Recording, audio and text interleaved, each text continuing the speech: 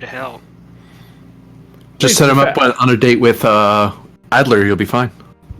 That's not going to be too hard to do now, is it, Joan? Well, we're live, so. Like I said, I'm here at work, so I'm gonna be on and off every now and then. If I go off for a longer period, like when guests arrive, I'll tell you, but I'll be back shortly. Okay.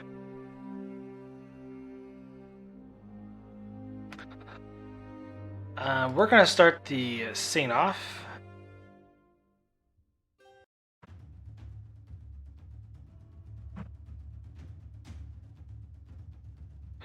Get up there. There we go. On the bridge of the Kismet. Currently, the USS Kismet is en route to Gamma Triangular 4 for your current mission briefing. The Kismet has been running comms silent for the past several hours as it makes its way from Starbase 214 to the assigned location from your orders. And I assume nothing's gone terribly wrong. No, nothing has gone wrong.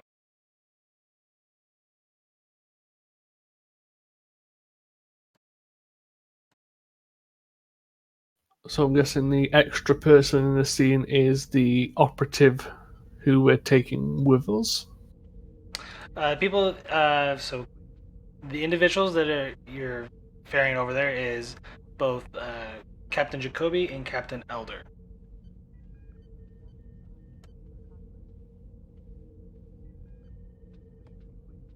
Ah, okay, just making sure. Wait, is it my turn to say something? It's kind of free roleplay right now, but currently, Jacoby, you are on board the USS Kismet, being ferried to the meeting location. Alright, so far, do I know anything about what's even going on? Has anyone given me a preliminary briefing? The preliminary briefing is that everyone's aware that forces are being brought in to form a task force to rally against the Archon, who is building a armada of herself and plans to attack the Federation. So far, at least within the fleet reports, it has been confirmed that the Archon is the one responsible behind all the missing ships and has been using them sort of as Trojan horses to commit suicide attack runs. So, just another day at the office then, huh? So... For go on. I said it's typical of the 10th Fleet, I guess. So, the Kismet has a pretty nice bar, doesn't it? That's where you'll find me if you need me. Very well, we'll calm down as soon as we've arrived, Captain. If something happens on the road, please summon me to the bridge immediately. Otherwise, well, I'll be stuck in the bar mostly.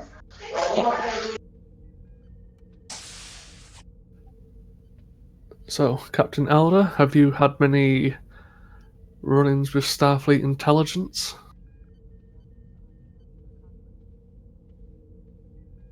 Not successful ones. So, the usual type of meetings with Starfleet intelligence. Yeah.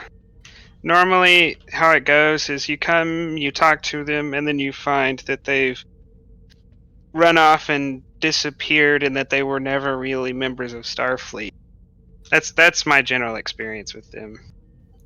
That, and they generally leave you in a worse position than when you start the conversation.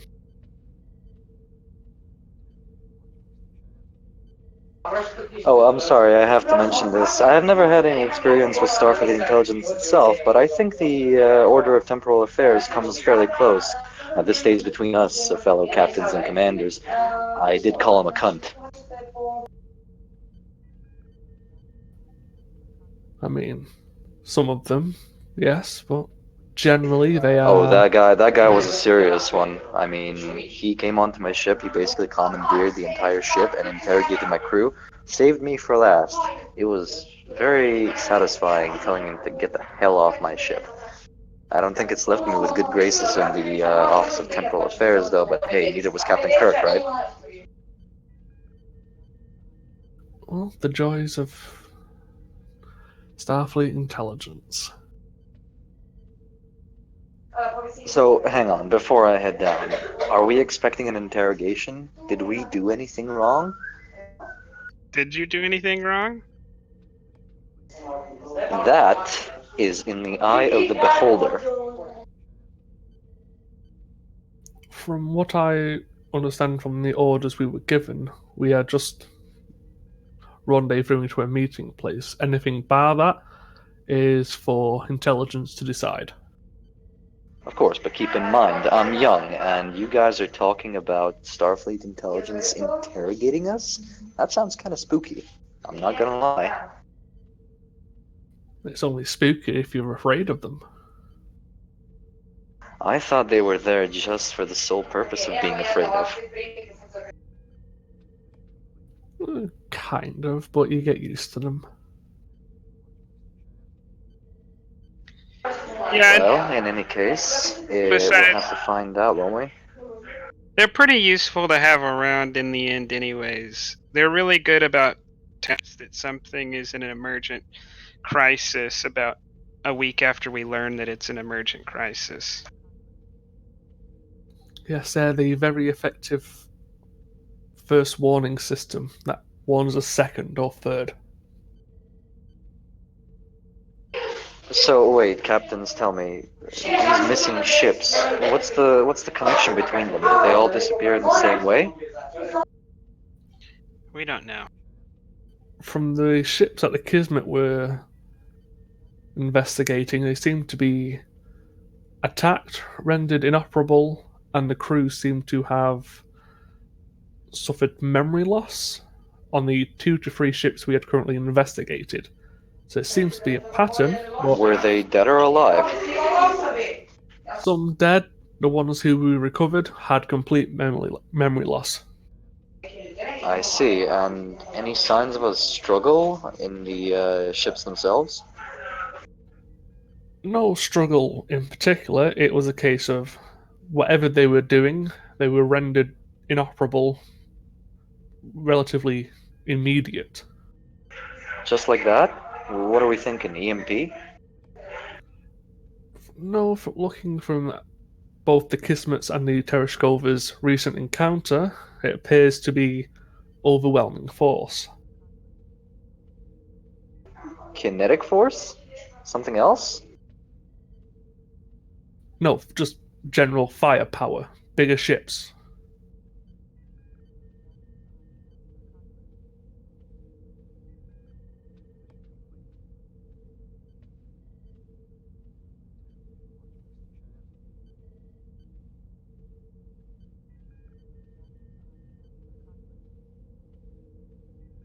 Well, I assume we will find out what's so important once we rendezvous.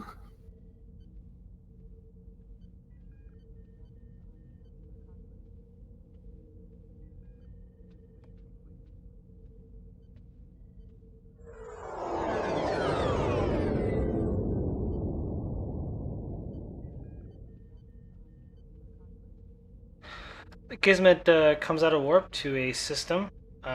It's a white dwarf, so the system is on its sort of last leg, and it's 10 billion year march to oblivion.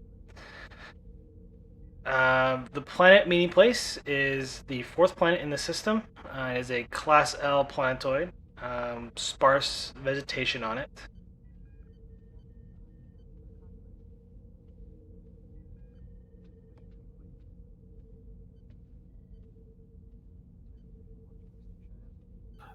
I assume we have beaming coordinates.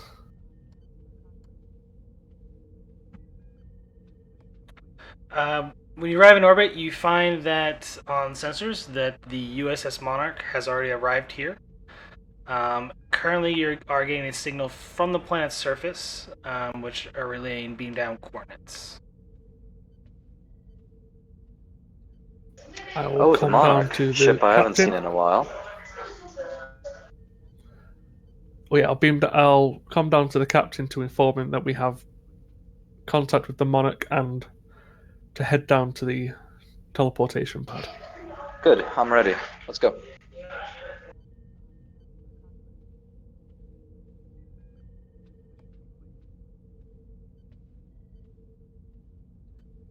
All rolls for you guys, so.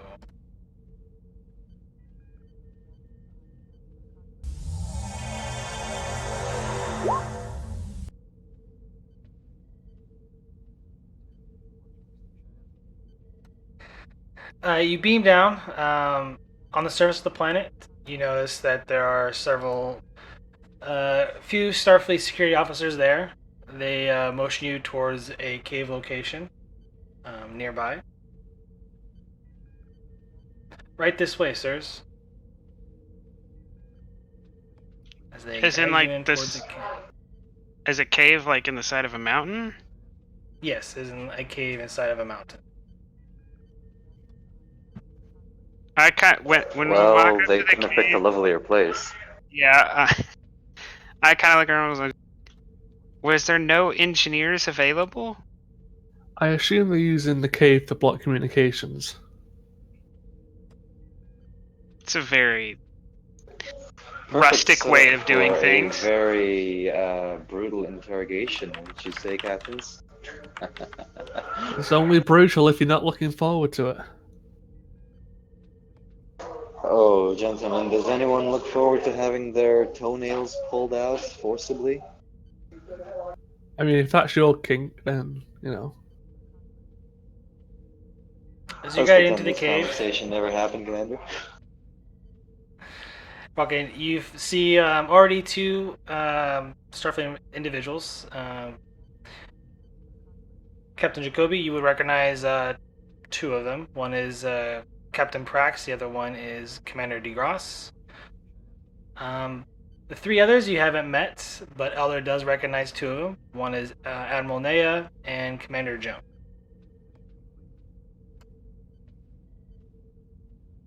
All right, Admirals, very nice to meet you. I'm Captain Lawrence Jacoby of the USS Hadfield. Pleasure to be here.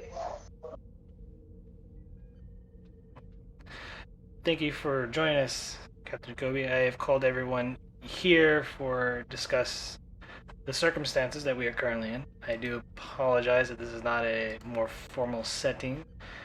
However, times are desperate. Currently, we are the assumption that communications and even our own surveillance equipment are being monitored.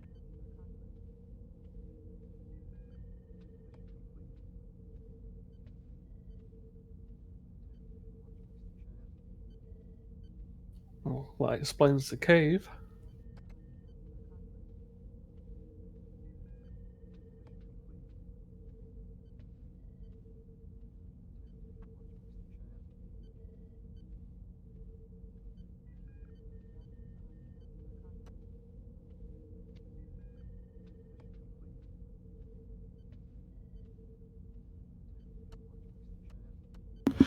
Sorry, I'm just setting up some permissions real quick.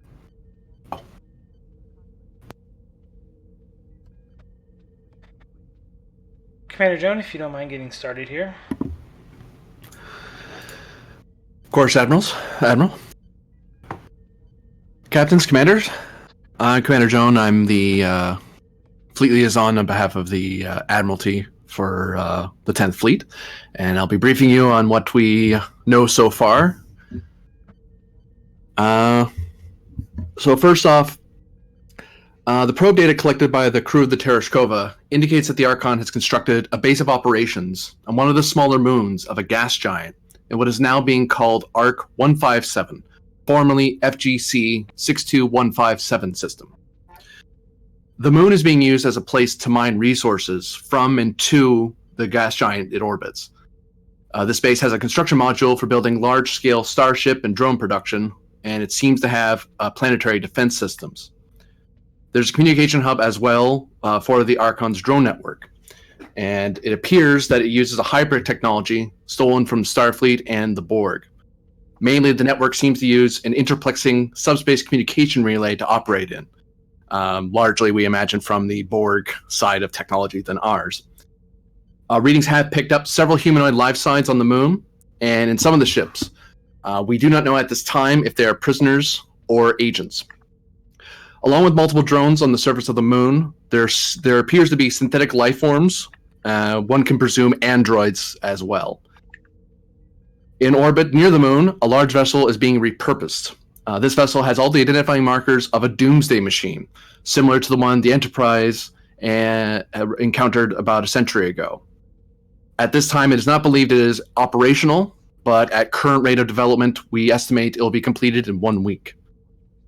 The number of battle-ready vessels from time index of probe was about 157.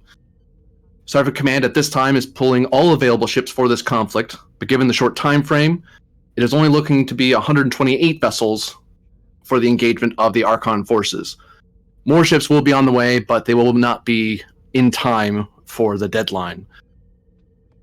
Sensor readings from the USS Ares, taken after the battle at the binary star system with the Tereshkova and the Kismet, show that the Archon has divided up her forces to secure the binary star system. This system will have to be secured from the Archon before the engagement into Arc 157 can begin. There were last reported around 45 Archon vessels at the binary star system. Each ship part of the 10th Fleet and those that are joining will be divided into battle groups. Once the fleet engages at Arc 157, it will be the fleet's job to pull the Archon forces away from the moon. While the Archon forces are busy defending the Doomsday Machine, a covert strike team will land or beam onto the moon and try to take out the interplexing beacon that governs the drone ships, along with trying to take out the Archon itself once and for all. The moon itself has several ground-to-space weapons.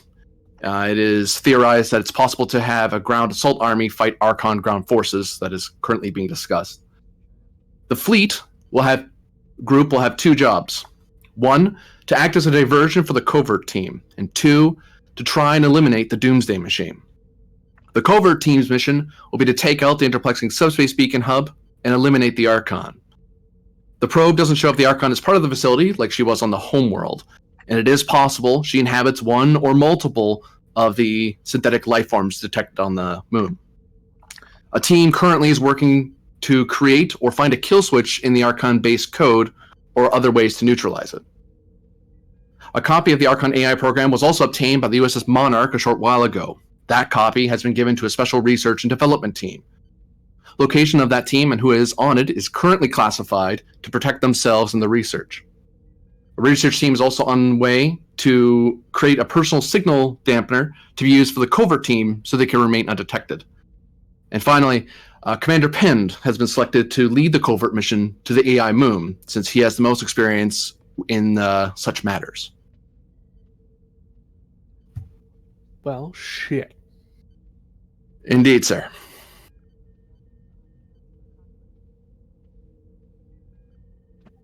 Is the team that's been selected with me have experience with infiltration? My intelligence tells me, for the large part, no. That's why we need someone to lead that effort, who knows their way around it. But the people being assigned are the ones that we believe, will be the best fit for such a mission, given our current resources. Can't wait.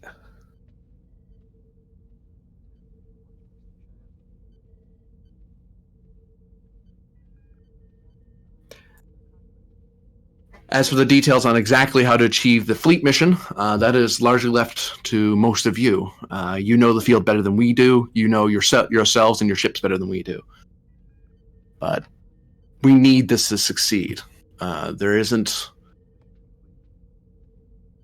We have to succeed at this line and no further. I mean, anything past this is desperation. Much as I hate to say that. Can you show me all of the information that you're talking about with the diversionary strike?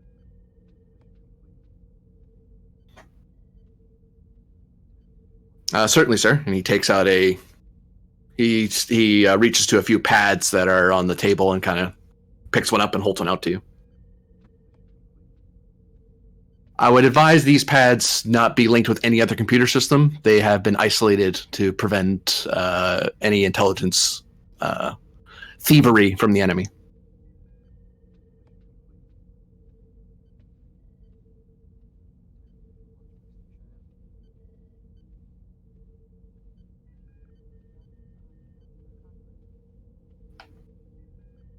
So are we really at that desperation that we're just going to randomly assign different crew members everywhere?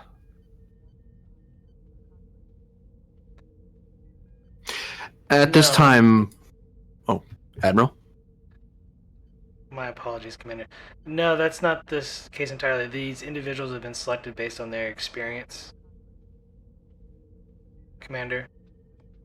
We're working with the best personnel as we possibly can at the moment.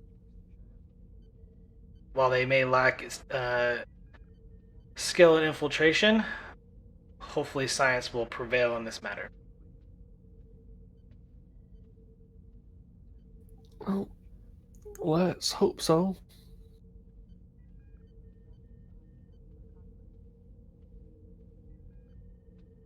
If need be, we are discussing ways for a ground assault team to work in conjunction with the covert team to act as decoys on the surface of the planet, to allow your team more easy and freedom movement in the desired locations where you need to commit the sabotage. I'll go over the personnel logs of who's being assigned, and I'll offer my recommendations to whether we need it or not. Is that acceptable? Or I believe some of them you've already served with. I'll pick up the pad and I'll start reading through names then.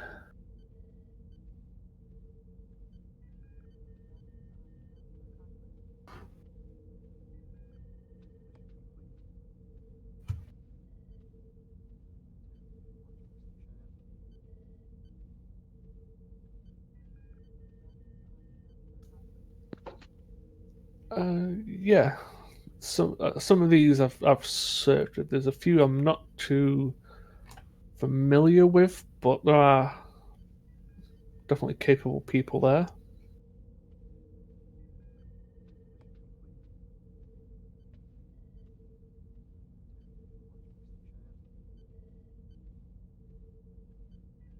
If this is what the Admiralty think is best, then I don't think we'll need a ground support team. We should be able to get in undetected.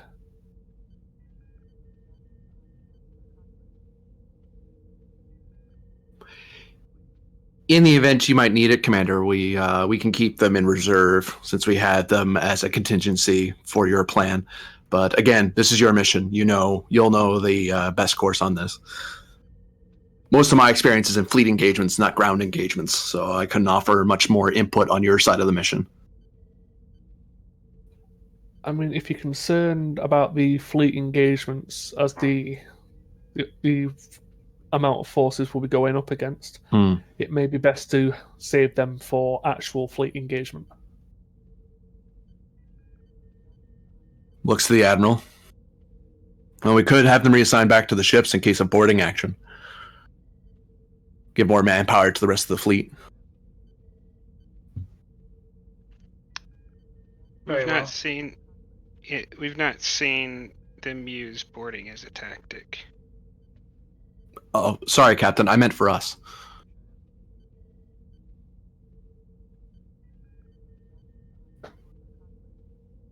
Going by the example that the Borg had, the Borg engagement had, sometimes some ships during the engagement beamed onto the enemy ship to effect damage. But again, it hasn't been tried much with the Archon forces, but better to have these personnel somewhere than sitting too much in reserve if they're not doing anything.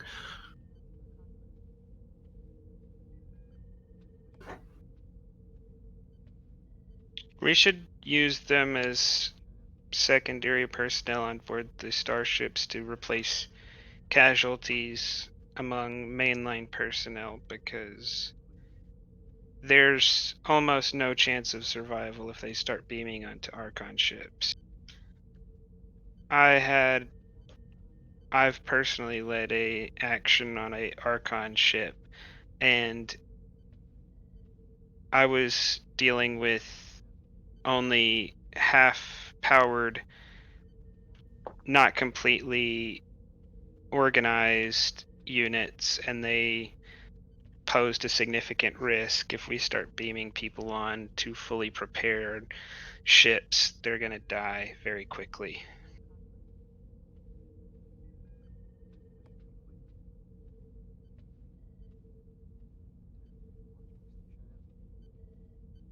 Very well, then we can have them assigned to the ships, and captains can use them at their discretion as usual. And I can agree with that. Thinking more on it, Captain. It's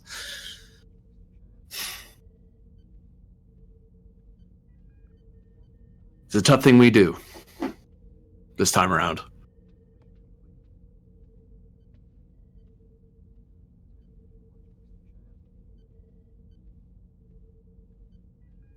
So has any one of us faced their highest powered ships in ship-to-ship combat at this point? I think that Tereshkova is the only one that's faced has been in a one-on-one with a capital ship. And for a galaxy that is kitted out for multi-role exploration, it is a almost perfectly even match. You could flip a coin who is going to win that fight, but whoever does win it is only going to have half a ship left.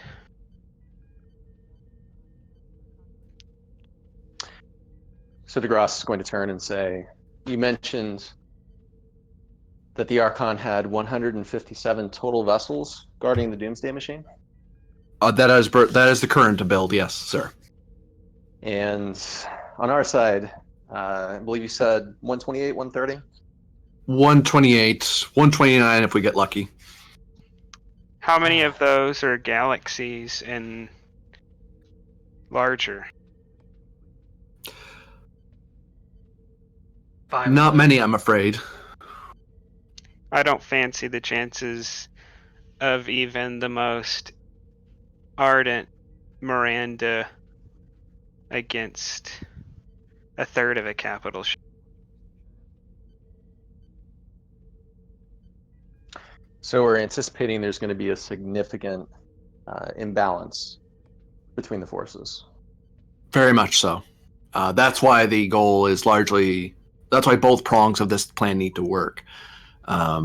We don't believe we can win purely on a fleet engagement, and even the fleet engagement's goal will be diversionary, and that will be success enough to get us to hit them in their headquarters. It's believed that the interplexing beacon is taken out, that the Archon vessels will stop functioning. At which point they're just sitting ducks. And how much time do we anticipate the covert team needing? Depends on infiltration and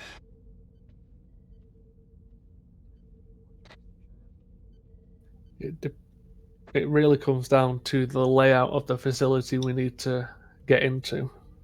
If it's a large facility, more time. We're looking at several hours, if not a whole 24-hour cycle. Worst case scenario. Longer than that, I don't know how much we can withstand that much firepower with the fleet strength we have. I mean, have you considered warp strikes?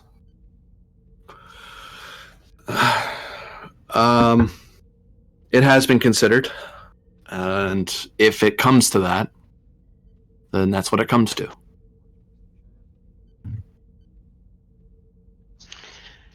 I'm gonna, now that we've discussed more about the balance of forces, I'm going to revise my earlier statement. We should definitely allocate all of the resources, the ground resources we can, to that action. In fact, we might just go ahead and strip down the ships to personnel necessary to engage in combat.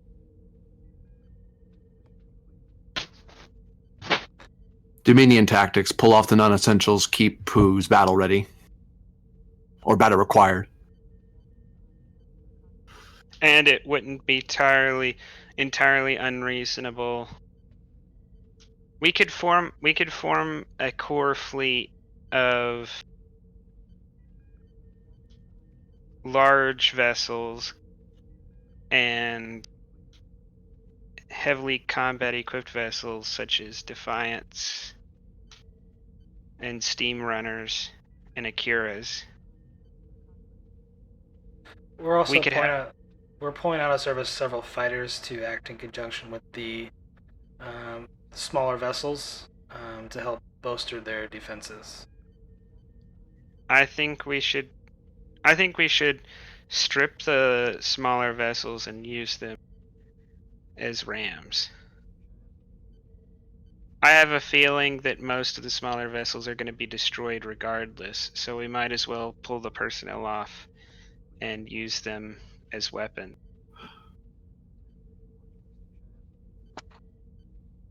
Do we know how fast or how agile the enemy ships are? They have an incredibly agile... The capital ships, not so much, but they have drones which are incredibly agile and are not so affected by shields. The tricky bit when it comes to agility is their fighters, the drones. They've been known to drill, to kinetically impact ships and then drill into the vessel. We should learn from that and use our shuttles and Mirandas to the same effect.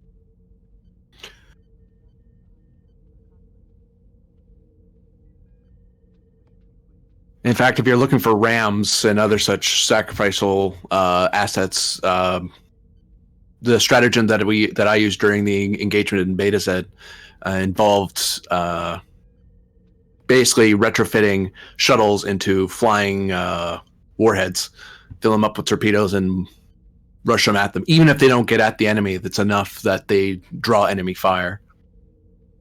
I mean, they also have warp cores which can set to blow. Exactly.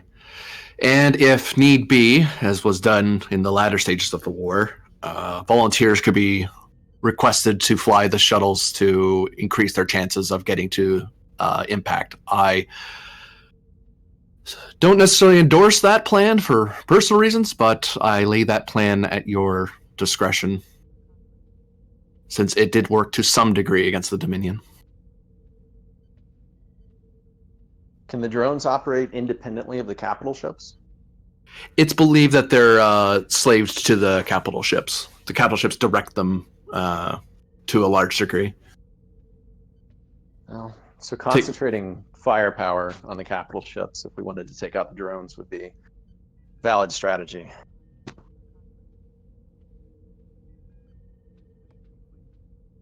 I would agree with that. That with fewer capital ships, the drones become less and less of an issue. But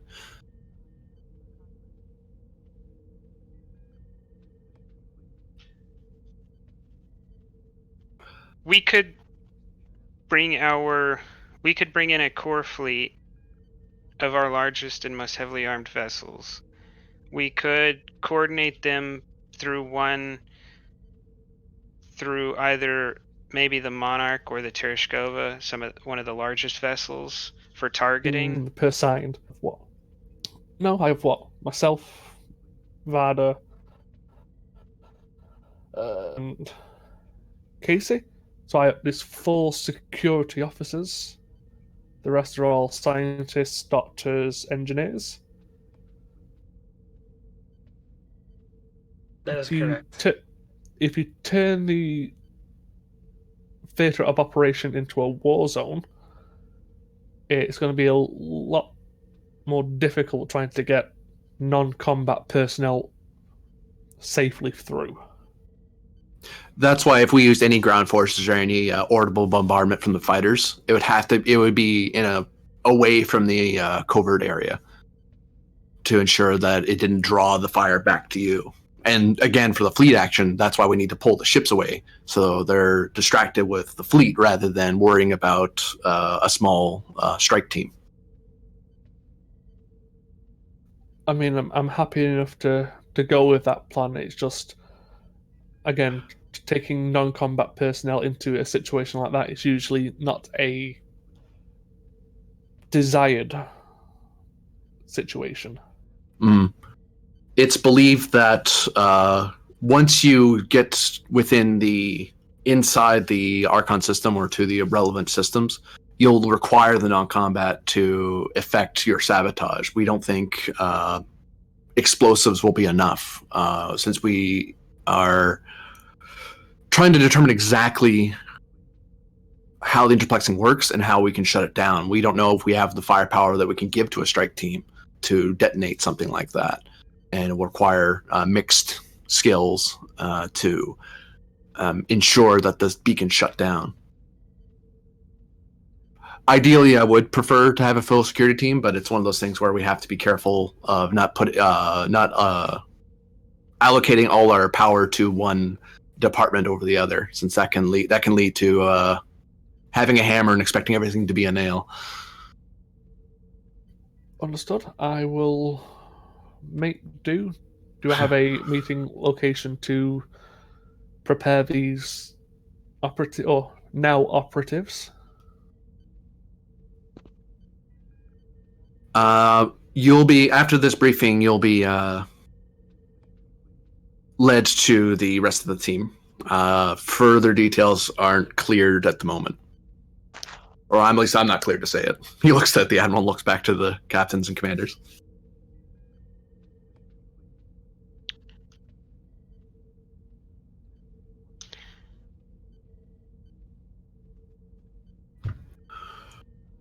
It's your choice, Commander, if you wish to arrive on the planet surface via transport or attempt a landing with the shuttle. Depending on which ship you will depart from, and your team varies on your current choice. Which one do you feel is tactically sound in this situation? Generally, I would go for a shuttle drop, but if we have an option of transportation, which we are not 100% guaranteed, but have a high success of actually pulling off transport to the planet, then that may be a better option.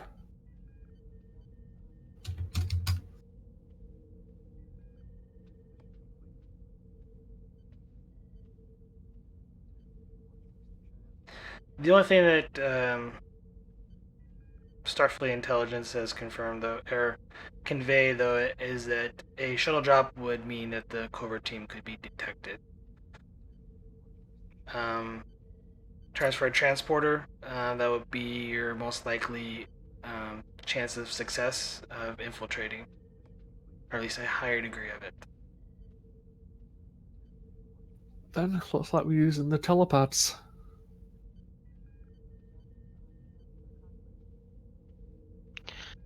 The next point I might bring up is for the fleet action. I wonder at your intentions toward if you're intending to take the entire force into the binary star system, or if you're going to divide the force into the binary star system and the target system of ARC 157.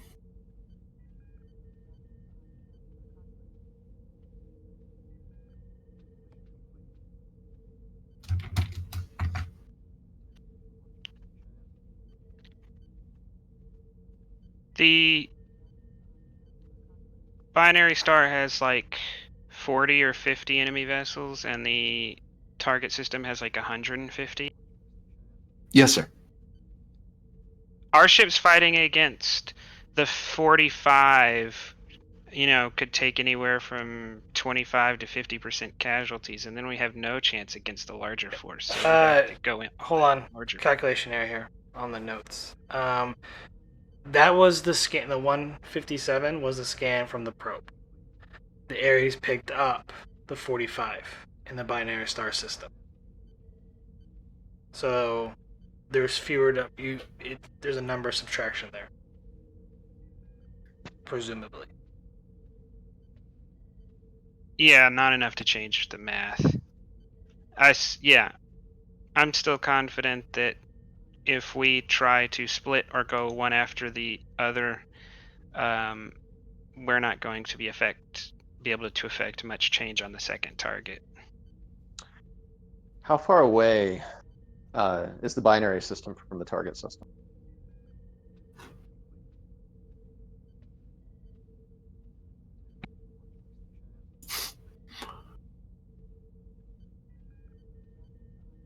About 5 light years. So actually, you'll have to forgive me, out of character. How long would it take a warp-capable vessel to traverse that distance? At maximum warp, it should take most of the vessels an hour or less, I think. I'll have to look at the chart. Okay. And remind me again, why are the vessels stationed at this binary system? Do we know? That isn't known at this time. For some reason, they have divided their forces to a degree to secure the binary star system. That's why it was believed that some action was going to be needed to assault the binary star system at some point. And the Doomsday ship is... Oh, sorry. Go ahead, sir. Oh, sorry. Oh, no. Go ahead. Don't worry. Doing the math real quick. Sorry, sir. To answer your question, about 6 hours from the binary to Arc 157. Yeah, we don't have that kind of life expectancy. No, I was worried about reinforcements. Yeah, if we split and then half the fleet came from binary to the major system, I don't expect they'd find much when they arrive. Agreed. But with that math as well, the Archon has functionally split its forces, and if we attack the target system primarily, we shouldn't anticipate a response from the binary system very quickly. So that's reassuring.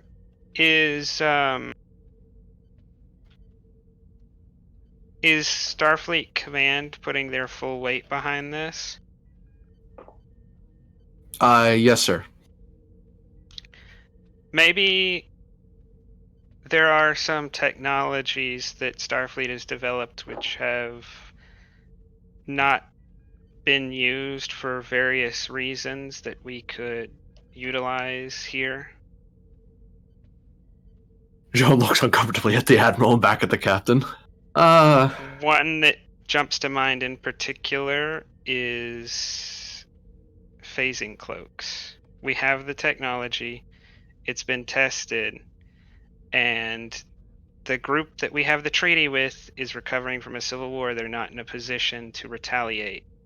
And we only need worry about retaliation if we survive this, and I don't really like our chances at surviving this, especially without such technologies. I would think the only limiter there, beyond the letter of our treaties, but beyond that, the actual practicality of it is getting retrofitting ships to have that technology. One ship with that technology is worth 100 without. The issue with that, Captain, is currently we do have a policy in place with the Romulan Star Empire. Federation vessels are allowed to use certain cloaking technology in certain areas of space so long as there is a Romulan operative on board that ship. Currently, the USS Repulse and the USS Ares do have cloaking technology, but they also have a Romulan agent on board. So we'll detain the agents and install the cloaks anyways. I'm 100% advocating that we violate on this one, but because I don't see us surviving too well without violating the law.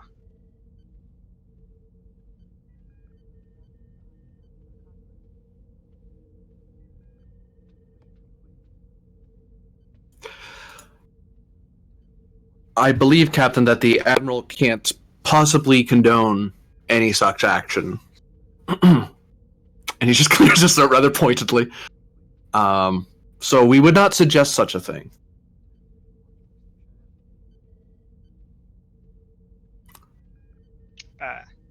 That might be why we're in this situation. I will attempt to do it, and if you deem it's necessary, then I can wait in a jail cell while the Federation collapses. But I intend to try some sort of life-saving measures here. I mean, have you considered just how you can start the engagement before you go straight to cloaking technology in jail?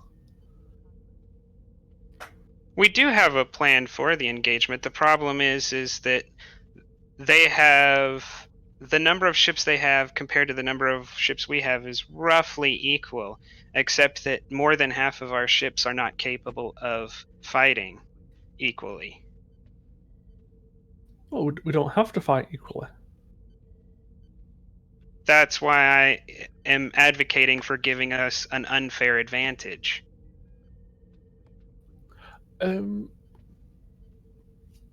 Commanders and Admiralty, what's the state of or the Federation's stance on preloaded torpedoes? How do you mean? So, actively have them active in the bays and immediate firing.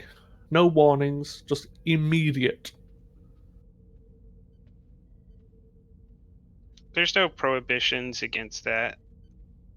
The enemy's already declared themselves as hostile. True, but there are rules of engagement. It comes down to how the Admiralty feel about it. I imagine if we're being asked to plan a battle, the rules of engagement have already been established as shoot to kill.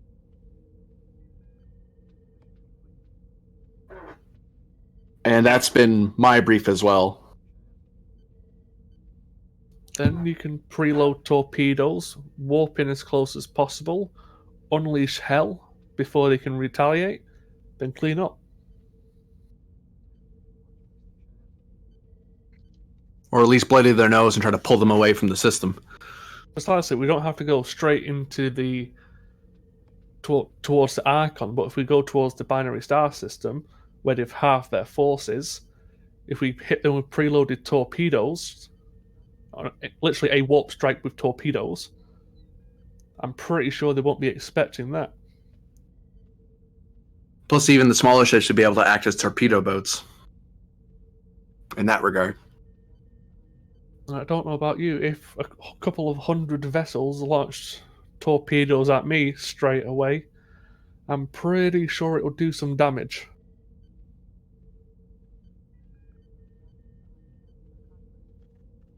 So the idea is to attack the forces of the binary system and draw away forces from the target system. Correct, and if we can weaken them in one system, they would be forced to resupply the binary. The only question there is if there's something in the binary system worth protecting. We know that the communications equipment is in the target system. The Doomsday ship is in the target system as well. So they might be hesitant to send any reinforcements to a system that they want to secure, but doesn't contain, I guess, a critical objective. Is there any way for us to gather any more intelligence on this binary system to see if there's something worth protecting there? At this time, all the ships that were near that area withdrew. The Tereshkova and the Kismet, they were the last ones that were there. We have some long-range sensor data, but the resolution isn't good enough to give us more than we already have. We'd have to send another probing mission or a ship into the system to examine further.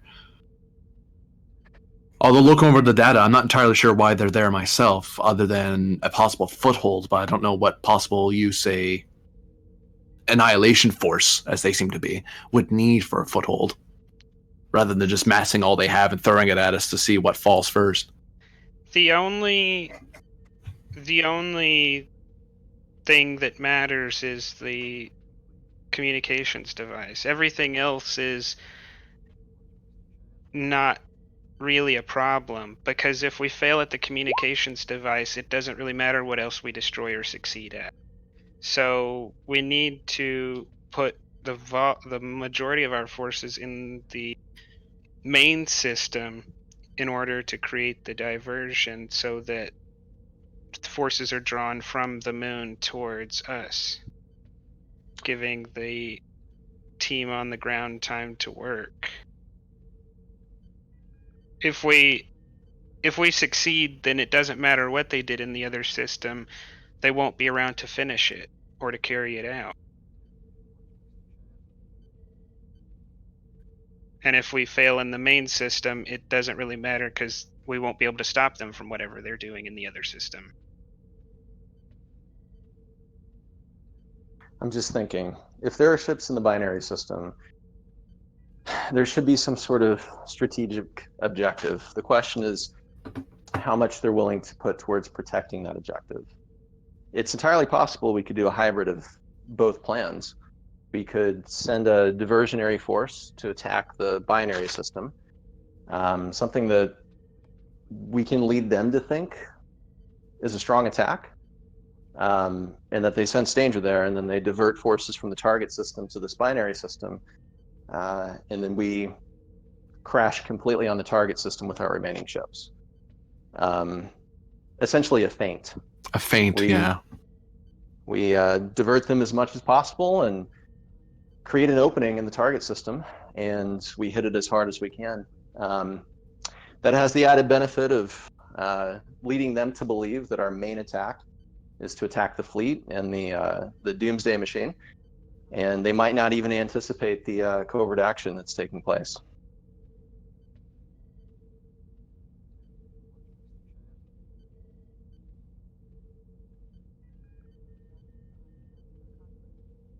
But I'm open to thoughts.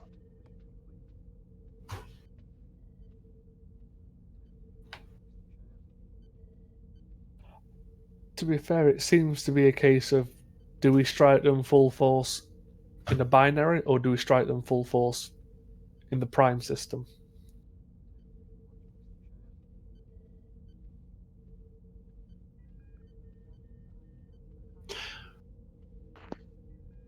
And I think part of the problem with a feint, I was thinking about that too, is that the problem with a feint is that their intelligence interception and sensor systems are fairly advanced. We would need some way to fool them into think, if we were to do any sort of feint in the binary and have, say, the primary fleet go into the target system, we have to have some way to hide that information or mislead them into thinking there's more coming at them than is actually there. And without sufficient electronic superiority over them, it's hard to fool them into that. Which that could change based on the data of the research teams, but I couldn't guarantee how that's going to turn out yet. It's one of many prongs that we're working on. Understood.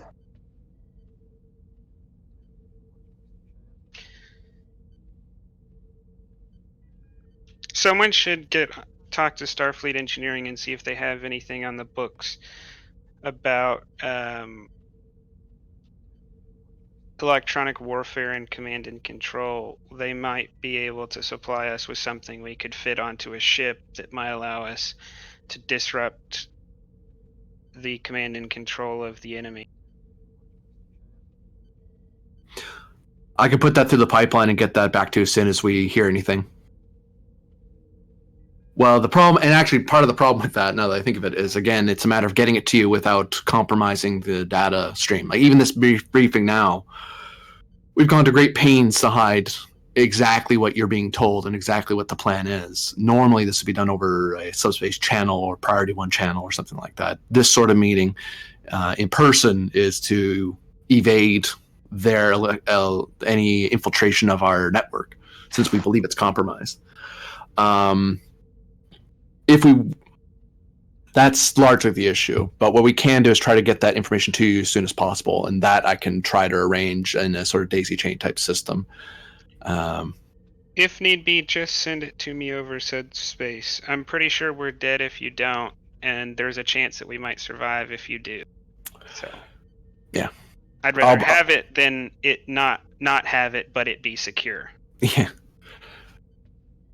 understood, sir. I'll be trying to work with our sister fleets and try to get that underway as well. It's entirely possible, even from the Starfleet Corps of Engineers, we might get lucky, and someone else in our neighboring fleets will be able to give us an edge that we don't already know about.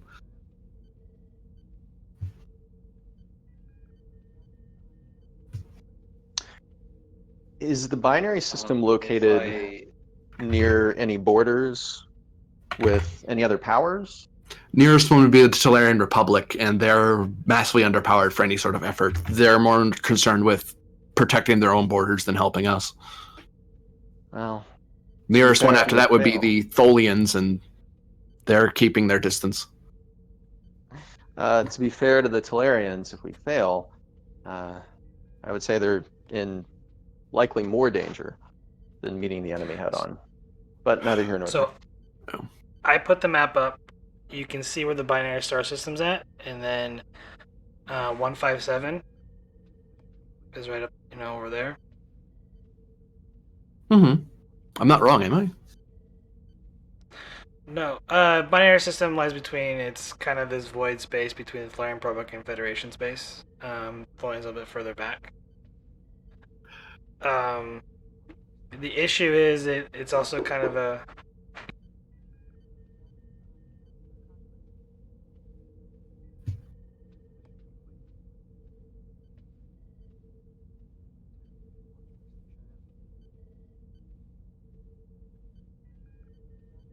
I had visitors.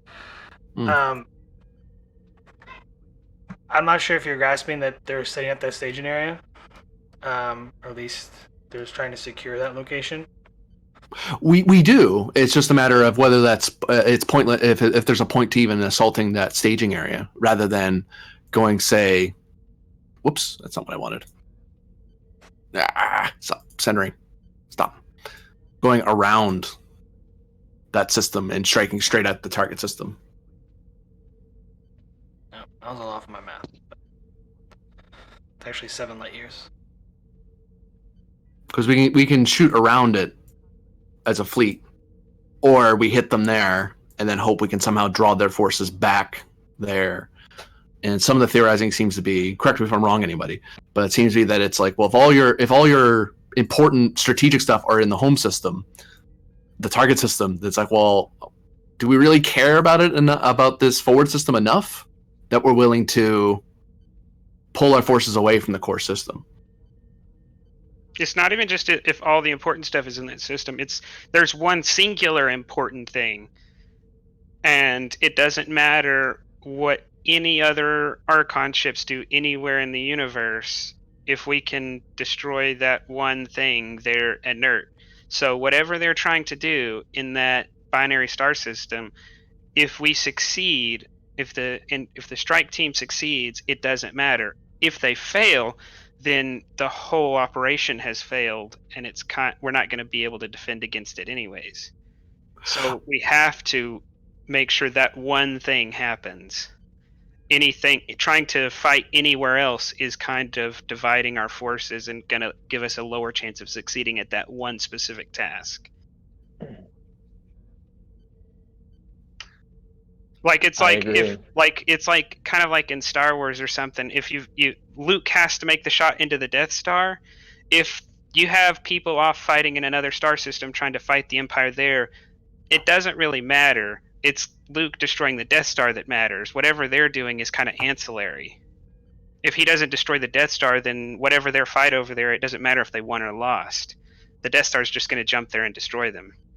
Yeah, I think the only downside to this is that when we were thinking about reinforcements, once we start going around them and they know that we're en route to the home system, if the binary star system isn't important enough to them, they might just pull some guys back anyway, or start trying to intercept people heading there. So we might end up fighting them anyway, to some degree. Yeah, because unfortunately, not every ship's at the same warp capacity. Yeah. Especially the older ships. Yeah, we'll have to go at the speed of the slowest ship. So we're looking at like 9.2, 9.5. So the binary system is the one that's closest to the nebula? Is that correct? Yes. Okay. So the target system, Oops. would the Talarians let us go through their space to get closer to the target system and try to steer clear of the binary system that could detect us before we got close?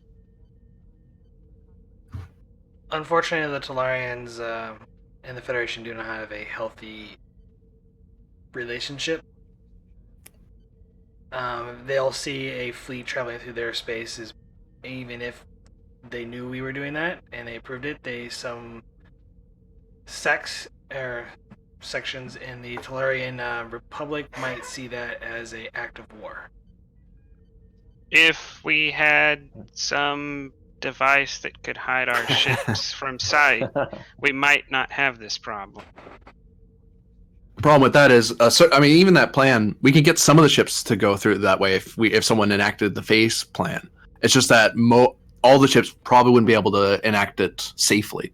Even the phase cloak systems research has been pretty much mothballed for the last while that I've been told.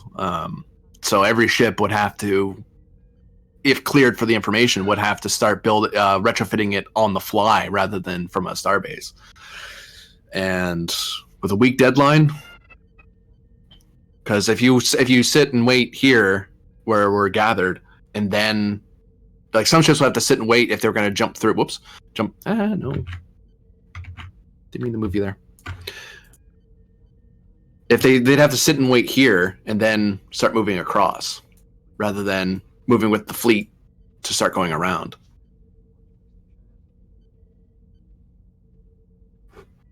Because even if Command greenlit this, and or the fleet just did it as fast as they could, we'd most likely have ships that would have the cloak and a good chunk of the fleet that wouldn't, and we'd be dividing the fleet anyway.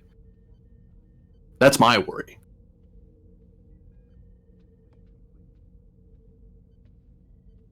And theoretically, we could, if we were willing to start a possible conflict with the Talarian Republic, you could just rush our way through. The problem with that is that we'll have a second front to worry about, and we'll be under fire on the way in. So they might see us coming even before we get there, because they'll see the conflict. And actually answering to something someone said earlier, whether the Talarians would step in, given that their own existence is at threat. We've had the same problem before with the Dominion War. They basically stayed to themselves, despite the fact that working with us was to their advantage. All they cared about was their borders and their matters. And to this point, we haven't really, short of annexation, there's no real way to get them to change their mind on that. And that's just not Federation policy.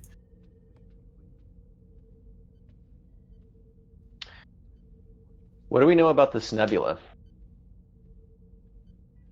that lies right outside the binary system? I believe the Tereshkova was in there briefly, wasn't it? The Star Drive system, anyway. Star Drive and the Kismet were there.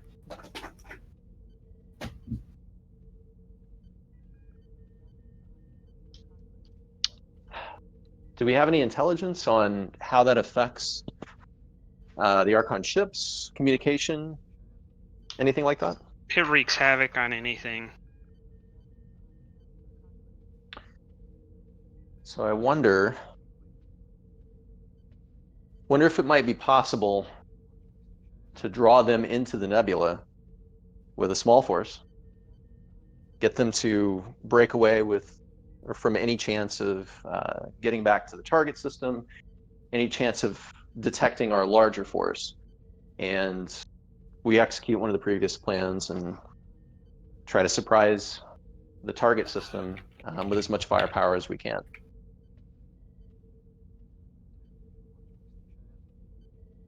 think the only Well, problem with that gentlemen, idea. if I may add myself here quickly, this all sounds very great, but what if it all fails? What's Plan B? There isn't one, sir. This is everything past that. If this fails, everything is recovery and retreat to buy us time to form a new plan. Right now, this is estimated to be our best chance to hit the Archon's communication system and neutralize them here. If they get any further in, they start capturing more ships, more systems. They'll have more resources and a larger fleet, and it just snowballs after that. That's the problem with self-propagating fleets, especially AI fleets. It's hard. It's hard for them to slow. Once they get going, it's hard to slow them down. And the rest of the fleets are probably not been activated yet. I mean, our fleet was pretty dispersed for the longest time. The rest of the fleets are probably still dispersed and not gathered. So if we fail here, they're not going to be able to react. Yeah, we've had various issues with the Breen, the Klingons, the Raman reconstruction. We have ships all the way out to the Shackleton. Gathering up a mass attack in a small sector like this is on short notice is difficult, to say the least. So, what you're essentially saying is you're sending us on a suicide mission. On a no-fail mission, sir. That's just a fancy word for a suicide mission. Wolf 359, the attack on the seizing of DS9.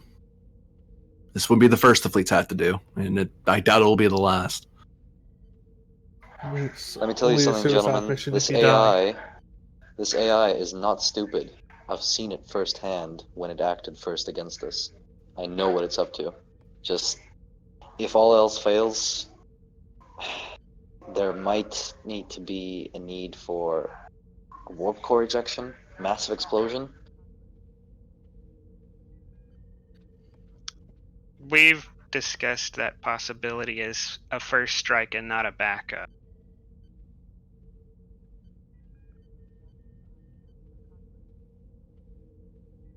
Well, then I rest my case.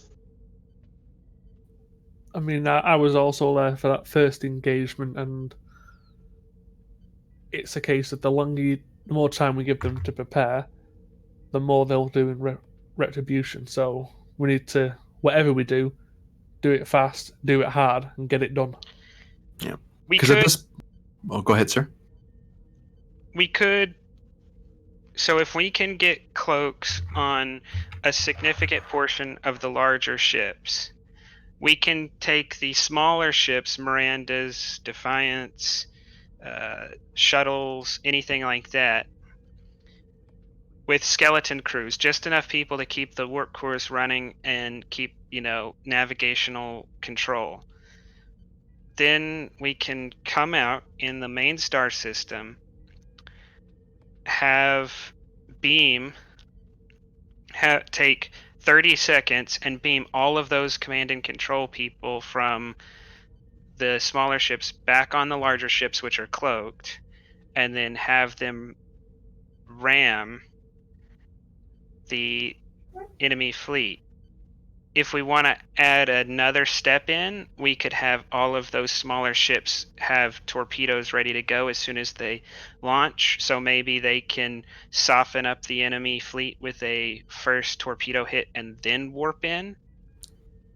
A torpedo barrage and then ramming right after it. Especially if it's coordinated enough on the same target, it might do significant damage even to a capital ship.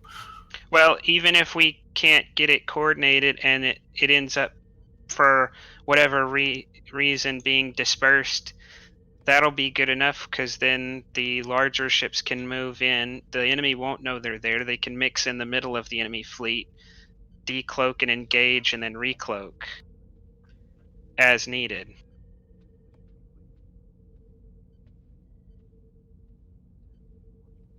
I think the major risk of that is constantly cloaking and dropping shields in the middle of an enemy fleet.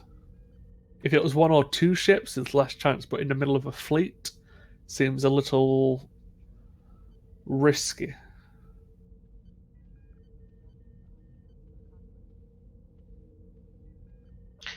We may have to Yeah, we could scrap the part about going in and out of cloak once we get in the middle of the fleet.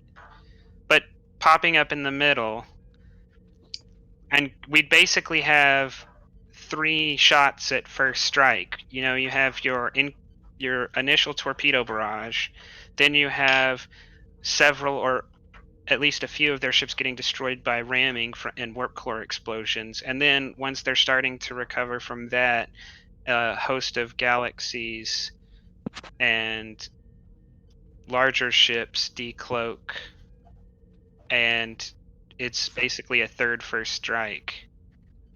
And then we would be, at that point, we would just be fighting to survive until the strike team finishes the job. Oh, so no pressure then.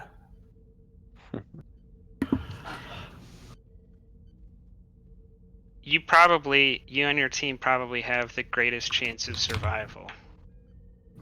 You can take that with you. I mean, that just sounds like a lovely warm blanket.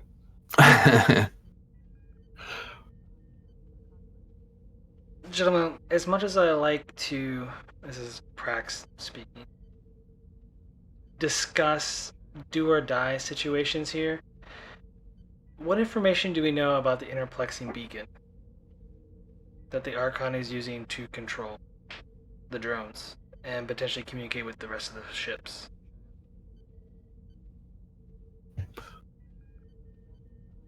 Well, according to the notes, it's interplexing on a subspace communication relay system, similar to the Borg, as was said earlier in the briefing. So it's a very centralized system. Again, taking out that puts the balance of power directly into our hands. Wait, you just said relay? Well, yes, the capital ships would have smaller relays that work further out, but the central interplexing subspace relay core is on the planet. When that goes down, the rest of the points become meaningless. They're underpowered for the core for what's needed. That's the binary then. I believe that was at the moon, not at the binary star system. Oh no, but if you wish to keep it expanding and going further and further out, you need to put relays closer and closer into enemy territory. It's possible they're setting something up in the binary system, an extra relay. Maybe not the primary, but an extension. Especially if they were trying to fool us into not knowing about the communication interplex itself. In fact, they might not even know we know about it yet.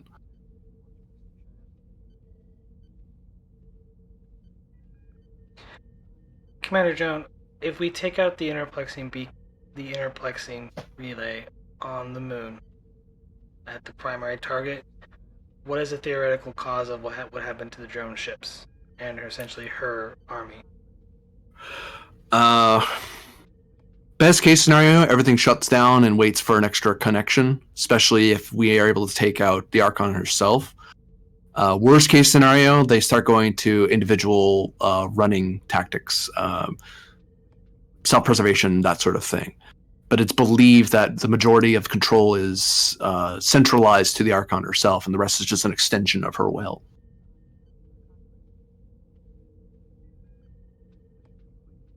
Cutting off the communication link cuts them off from their admiral, to put it that way. They lose their command structure almost immediately, and they don't really have a spread out system like we have, where if we lose the admiralty, we can kind of make do with the lower ranks. Similar to the Borg system, which that may be why they're putting their hands in that basket to ensure control. And part of the reason the last engagement went so bad for the Archon was because they were dealing with other forces other than Archon forces. This way, they have absolute control. So losing the communication beacon would be incredibly damaging at minimum.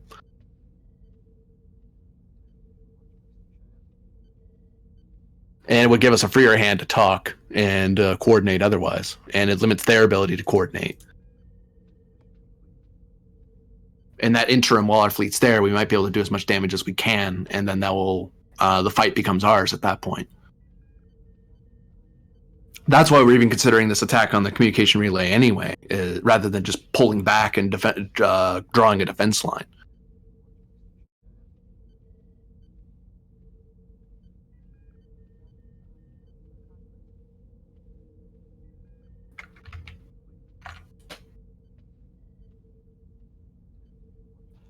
The only thing that worries me about what you just said was we assume that's what's going to happen if we take the beacon out. If they have a secondary system, it doesn't matter. We don't have the forces to handle both taking out a primary and a secondary system. We kind of have to hope at this point that they just have the one.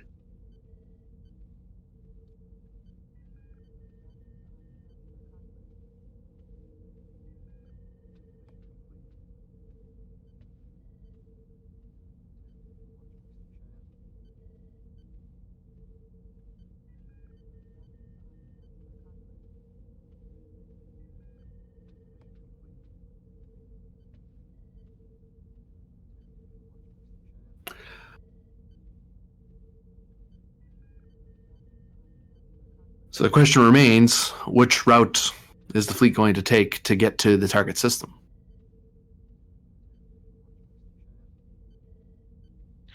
I think the choice should probably be left up to whoever is in command of the fleet that's going in. Not the person who's in overall command. Whoever is leading the fleet in the actual engagement and will be there should be the one to make that decision.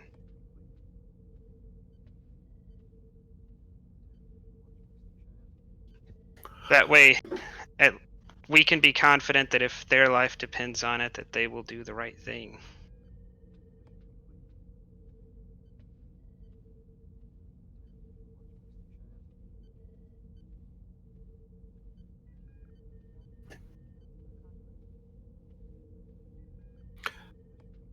And Admiral Nia, I believe that leads us to the who's going to be the fleet captain for this engagement. That is something we need to discuss, I believe. Since I assume you're not going to be present yourself, given our last talk.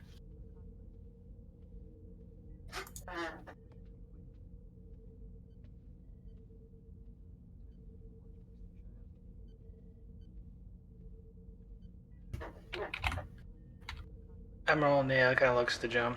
I think I'll take one of the vessels. Admiral? I'll be in charge of the fleet. Let's do or die. He looks so stunned when she says that, like, and looks at the captain, looks back at her. Aye, Admiral.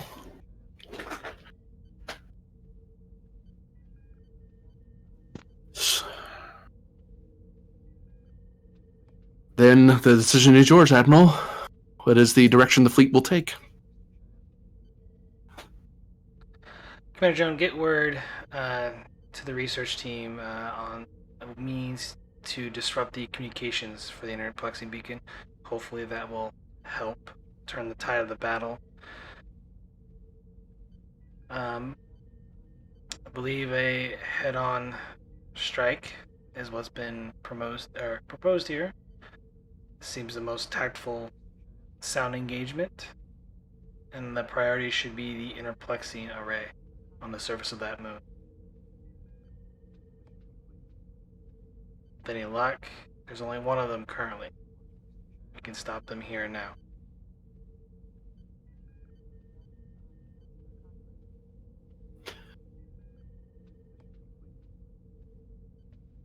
Any questions?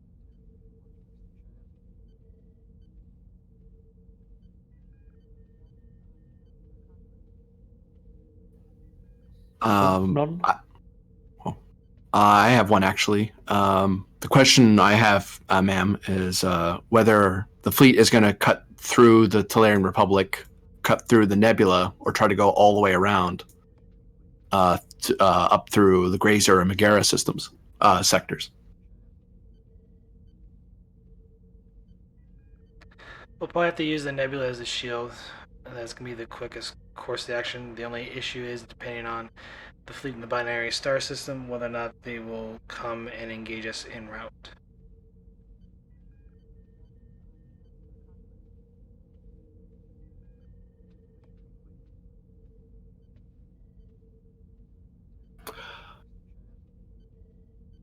And one other piece of business: who is the second to the fleet command, other than yourself, in the event your ship is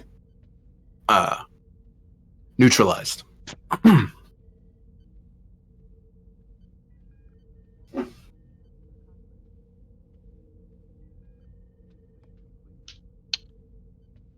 I think Captain Grinnan is the longest serving. I believe that would fall to Captain Grinnan as well.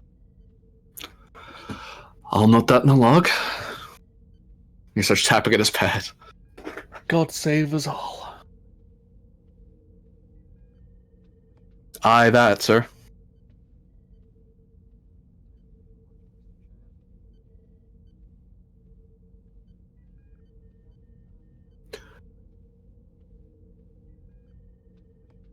Any other questions, comments before we start heading our separate ways? Or me, my separate way, I suppose.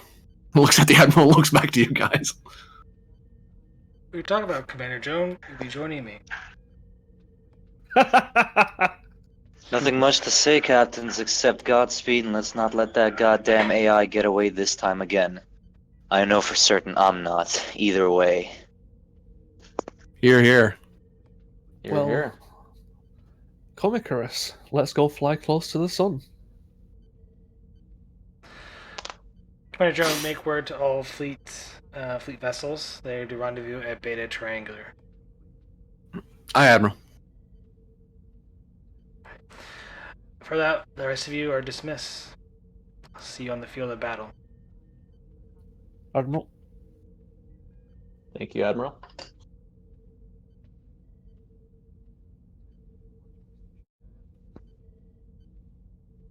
Captains, Commander.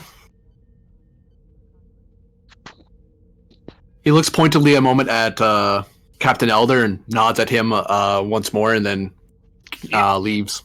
You definitely see that Elder looked like almost a defeated look.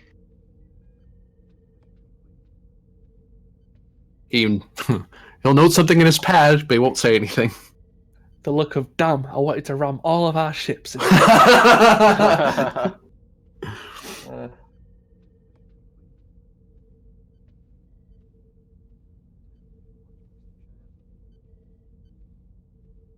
Bit of free roleplay for everybody who wishes it before we end the session.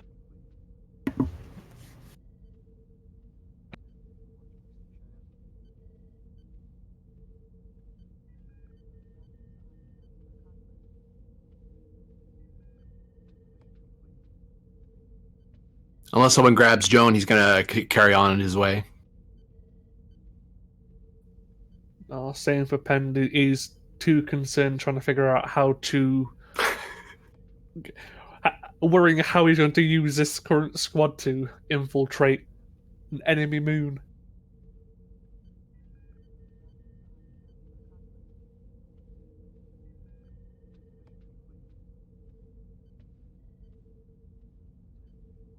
There is no further roleplay. I will go ahead and say we can end the session.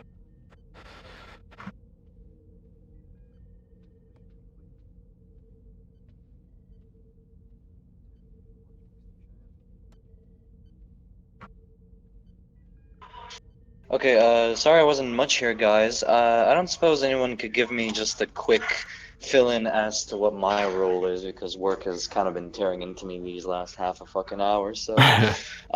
yeah, if anybody can give me a